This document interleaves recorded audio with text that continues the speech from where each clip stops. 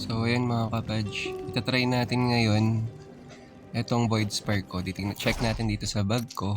Ito kung makikita natin sa mga gems, meron akong Void Spark sa leg gem na 3 star. So upgrade natin siya, no? Tara, punta tayo dito kay Apprentice Jeweler. Oh, hello. Gen Combining. services tayo.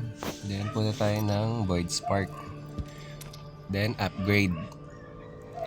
So progressive upgrade ang gagamitin natin. So nakalock pa pala. I-unlock lang natin sa bag mga kapatid. Ito yung nakuha natin last time. Hindi lang kasi ang mahilig mag-upgrade on the spot pagkakuha. Kumbaga pinapatagal ko muna. Hindi ko rin fina-full pa lahat. Papasabikin natin yung sarili natin. Kalak sabay ka. Ito, Void Spark ko, 3 star. Check natin yan. Okay. So, nakasakit na po siya doon, ano? Tapos, kukuha tayo dito sa bound gem fragment ng 50 out of 50. May 235 pa ako. So, okay. Resonance natin nasa 396 ang madadagdag. Nanggaling tayo sa 378. Combat rating, nanggaling tayo sa 92, magiging 96.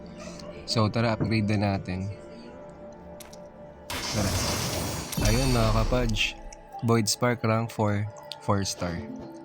Plus 18, then plus 4 na combat rating. Resonance plus 18. Goods na mga kapadge. Tingnan natin yung resonance natin kung nadagdag na. Please come again.